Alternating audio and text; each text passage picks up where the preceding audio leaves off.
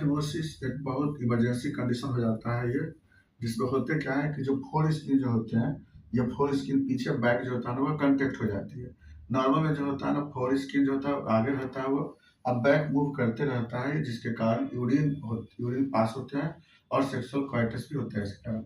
लेकिन जब किसी कारण से जब पीछे आ तो जाता है लेकिन आगे नहीं मूव करता है, तो उस कंडीशन को बोलते हैं पैराप्लेसी बोलते हैं। और जिसके कारण जो होता है बहुत सीवियर कंडीशन हो जाता है यहाँ पर, जो ये बैक हो जाता है। बताते हैं इसके बारे में, आखिर ये पीछे आने के बाद आगे क्यों नहीं होता है। तो इसका पीछे रीजन यह है कि या तो इसका जो मसल वो ज़्यादा रिजिड हो जाने के कारण, या प्रोप्यूस जो लिगामेंट होता है वो ज़्यादा रिजिड हो जाता है उसकी वजह में, या फिर फिमोसिस कंडीशन रहता है, या फिर आगे का जो होता है बेलेनाइटिस का प्रॉब्लम होता है किसी पेशेंट का। फोर स्किन या तो क्रैक कर जाते हैं, या किसी ना किसी कारण से फोर स्किन जो होता है पीछे आने के बाद आगे नहीं जाते हैं। ज़्यादातर केस में होता है कि वो फर्स्ट इंटरकोर्स के समय ज़्यादा ऐसा प्रॉब्लम होता है पेशेंट के साथ, और ज़्यादा फोर्सफुल अगर पीछे मूव कर देते हैं तब भी ऐसे ज़्यादा हो जाता होगा। चाहे किसी कारण ज़्यादा पीछे मूव करने के कारण वो ज़्यादा फिर पीछे चला जाता है, फिर आगे नहीं मूव करता है। अब होगा क्या, इसकी जब यहाँ पर जब कांटेक्ट हो जाते हैं तो जो ब्लड सप्लाई है आगे रुक जाती है। ब्लड सब रुकने के कारण धीरे धीरे वहाँ पे इस्केमिया हो जाता है। इस्केमिया का कारण हाइपोक्सिक इंजरी होता है। हाइपोक्सिक इंजरी से वहाँ पर स्वेलिंग हो जाता है। धीरे धीरे पेशेंट जो होता है इमरजेंसी कंडीशन हो जाता है, पेशाब वगैरह इससे निकल नहीं पाता है, सेक्सुअल इंटरकोर्स भी नहीं हो पाते हैं, और धीरे धीरे जो यूरिन होते हैं वो बैक मूव करने लगते हैं।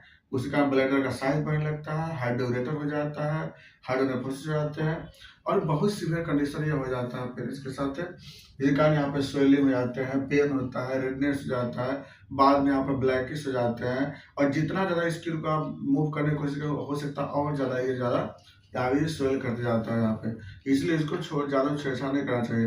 अब क्या है, देख तो लिए आपके पैराप्लेसी हो गया है, बहुत इमरजेंसी कंडीशन हो चुका है। इसके लिए करना क्या होता है ना कि आइस वहाँ पे अप्लाई करते हैं। शुरू में आइस अप्लाई करने के बाद पेन किलर ड्रग्स देते हैं। कोई पेन किलर ड्रग्स देते हैं जिससे पेन उसका आराम हो जाए। उसका एनेस्थीसिया लगा करके धीरे धीरे स्मूथली जो होता है स्किन को आगे तक मूव करते हैं। इससे जो होता है आसानी से धीरे धीरे मूव कर जाता है। अगर नहीं मूव करता है तो उसके से थोड़ा सा प्रोप्यूसियोटोमी करते, हल्का सा इंसिजन कर देते हैं नीचे से, तो उसका क्या होता है आगे आसानी से मूव कर जाता है। बहुत बड़ा इसमें कोई घबराने बात नहीं होती है। फिर मैनेजमेंट बहुत जरूरी होता है। इसमें होता तो सीरियस केस होता है, लाइफ थ्रेटनिंग केस होता है। इसमें इसके लिए हम बेलाडोना यूज कर सकते हैं, हम लोग एसिड नाइट्रिक यूज करते हैं, मॉक्सल यूज करते हैं। ये बहुत अच्छा मेडिसिन है, और जरूरत पड़ने पे अर्निका ट्यूब भी चलाते हैं साथ में लोग, और जरूरत पड़ने पर साइलेंसिया में यूज कर सकते हैं। ये था इसके पैराफिमोसिस।